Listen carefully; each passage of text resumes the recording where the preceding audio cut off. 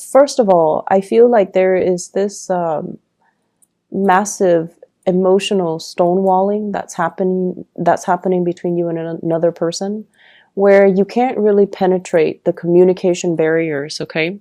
And I honestly don't feel like it's coming from you. I feel like it's coming from the partner. I feel like you're dealing with someone who wants a lot of attention.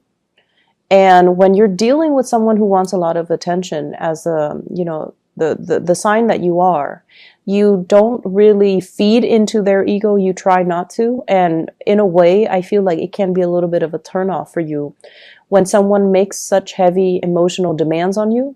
And then when someone always tries to, kind of inject themselves in conversations, or they keep redirecting conversations back at themselves.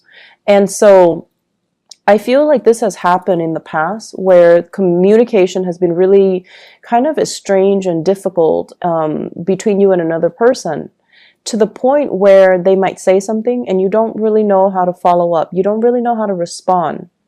And so the two of you, if it's a crush, you're talking about everything but the emotions that are flowing between the two of you.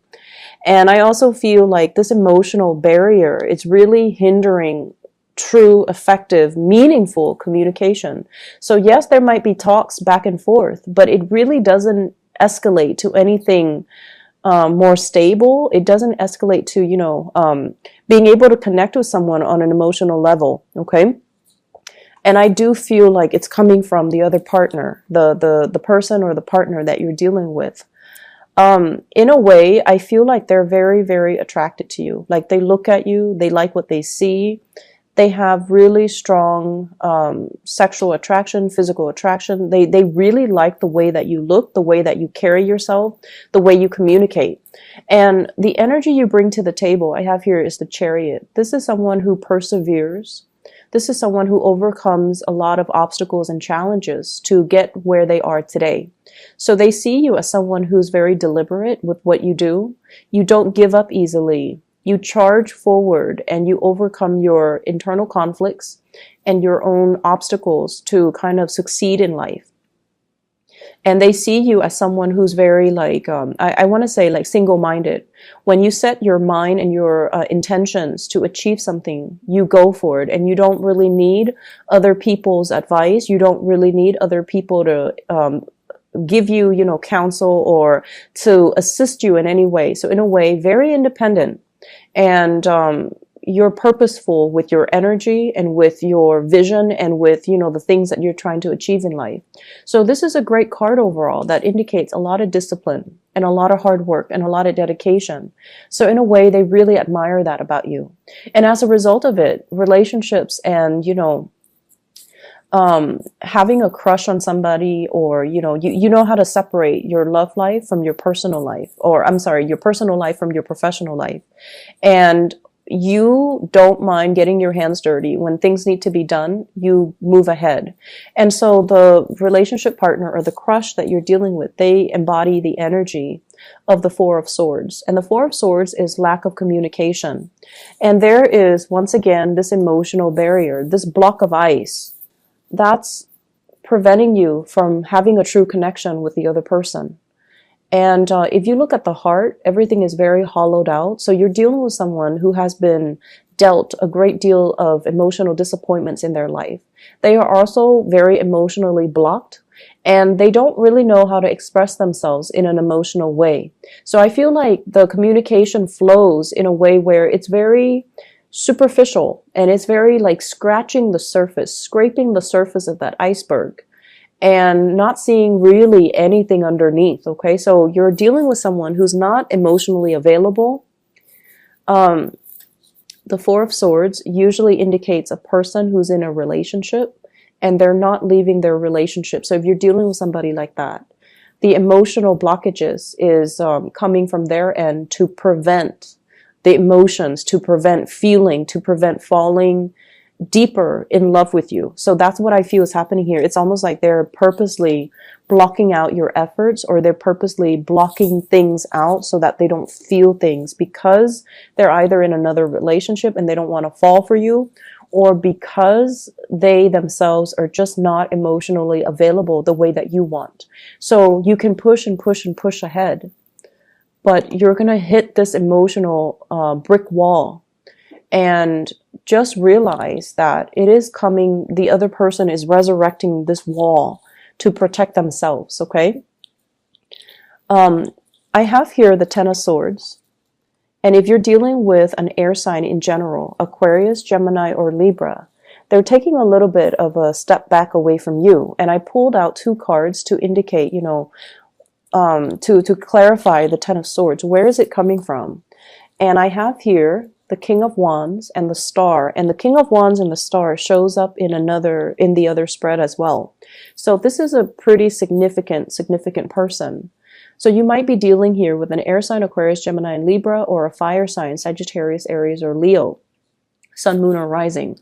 This is someone who's really, really attracted to you. They're looking at you. You embody the energy of the star. You make magic happen. You're somebody who's very creative, possibly in the creative arts, in dance, music. You're very, very well-rounded. And I feel like you have a lot of hobbies and things for your emotional outlets. And as a result of it, if you're sad, you know, you don't cling on to a relationship partner to fulfill you. You have other creative outlets to kind of like for your energy to dissipate. And so relationships might not be on the front and center, you know, it might not take precedence over your life. And so this star card indicates someone who's very inspiring to talk to, inspiring to be with, someone who is just very pure at heart, and they care about people. And your partner, they're very, very attracted to the way that you are. But with the King of Wands, he or she harbors a lot of lust and a lot of sexual, physical energy, stamina. And I feel like, you know, they admire you from afar, but they're not really approaching. And your back is kind of turned to them too.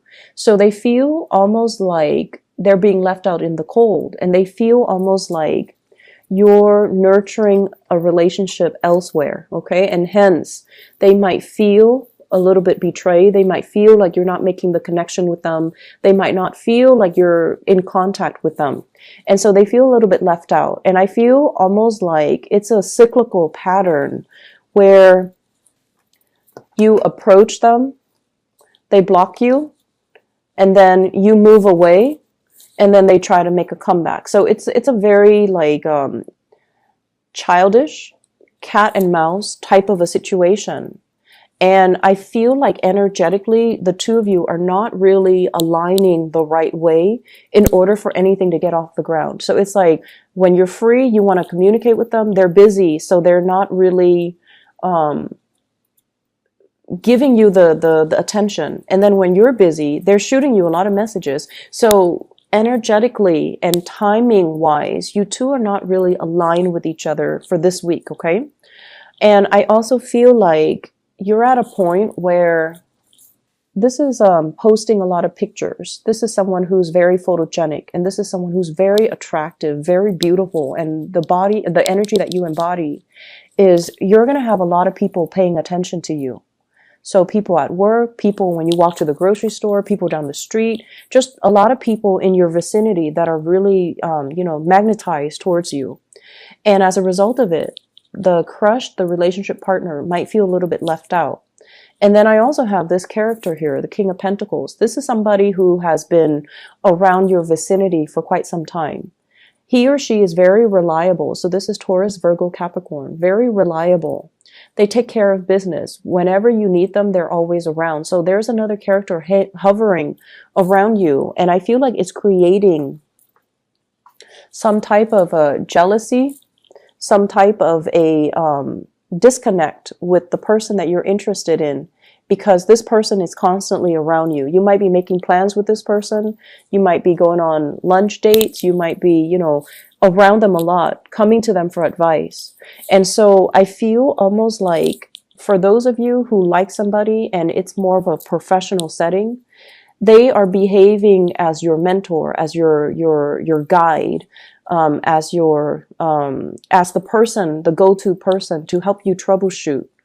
And they see themselves as embodying either that mentor role, that paternal maternal role, rather than being able to connect with you on that emotional level. So I definitely see an emotional disconnect. And I feel like you're very focused on what you need to do. And so you don't really let, the relationship aspect deter you from where you're supposed to go and what you're supposed to do as an individual in life. Okay. So somebody feels a little bit neglected here, and there is envy, but they're kind of sulking in silence, and they're not really giving you, they're not really voicing their opinions. And there's just this emotional stone wall that's kind of resurrected between you and them. In other areas of your life, I feel like you are catering to another person. And when I say this, I feel almost like you're deferring to somebody's judgment. You're trying to do things in the correct way to please another person. This can be bending over backwards for like a parent to make sure that they're okay. They might be very difficult to deal with. They might be very picky. They might be they might have really, really high standards that are almost impossible for you to reach. Okay. I also feel like there are delays here when it comes to work, when it comes to things that you are building up. There are delays here for a reason, so that you can go back to the drawing board and perfect it. And once it's perfected, then it gets approved, and then you will move on to the next level. So I feel it's like this, almost like if you have projects that you need to get off the ground, and you have to have like multiple people to sign off on it. And the first person, they're like, oh, this is wrong, that is wrong. And so you go back to the drawing board and you fix that. And then the next person finds something else that's wrong. And so all of these delays can be very aggravating. But I feel like you're still learning. You're in the process of learning. You're in the process of training. And you're trying to do things the right way. So in the beginning, you might have done things your way, and you might have felt like, okay, this is sufficient. I think I know what I'm doing, so I'm just going to submit it. And then once you submit it, there are a host of other issues that you didn't anticipate. And so think of it as not delays, but more like opportunities for learning, opportunities for you to kind of like look at the little details and figure out where everything fits so that you can have a bigger picture. And as a result of it, towards the end of the week, what we do have is completion, things coming back around full circle. And, you're going to be at a point where you know how everything works. You know how all the pieces fit together. You know how to explain yourself, and you know how to, if people ask you, what are the processes to getting this done? You can sit there and recite verbatim, like just off the top of your head. These are the steps that I took the first time, and this is what happened. And then I went back to the drawing board and I redid it. And then this is the outcome. So I feel like some amazing outcomes that are going to be coming into the picture for you. First of all, regarding finances are looking really, really good. And I feel like you've been very, very disciplined with, not spending money, not wasting money, not spending it on frivolous things, saving up, planning things for a rainy day. I do see a lot of insights and ideas coming into the picture from another person coming to you, like education, or giving you expertise, or giving you advice, or giving you some type of an input to allow you to have better control and to feel more confident about your financial future. And then I also feel like this energy about wanting to please another person, but their back is turned to you. And so whatever you're doing, I feel like you're aware of it.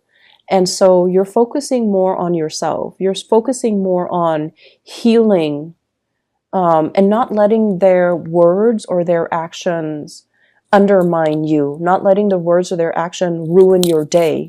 And I feel almost like somebody here feels really strongly for you, but they're not in a position where they can act on it. I'm looking at this balled fist, okay? It's like, oh, I really want to act on it, but I can't. So you're dealing with somebody like this who has a lot of passion for you, who's very attracted to you, but I just feel like they're not in a position where they can act. So they have to transmute that energy and approach you in a different way. So rather than romantic, they might approach you kind of like in a very platonic way, even though everything might show on their body language, their gesture, their hands, and their face. But in terms of physically acting on it, they're not going to do that. And they're not going to communicate that either verbally, which is really frustrating because you feel what you feel, right? Like you know how they feel about you. And it in a way kind of casts doubts on what you're picking up from them. So you feel like, okay, I know that they like me, but then in the physical world, they don't act like it. And so it can really mess you up. It can really affect your self-esteem. It can really affect your perception of reality. And I feel like over time, it's hard for you to trust your intuition. And as a result of that, you're going to just let them be and, focus on yourself, focus on building wealth, focus on the tangible physical things that you have actual control over. There will be a lot of good news on the financial front, on the work front as well, coming in for this week.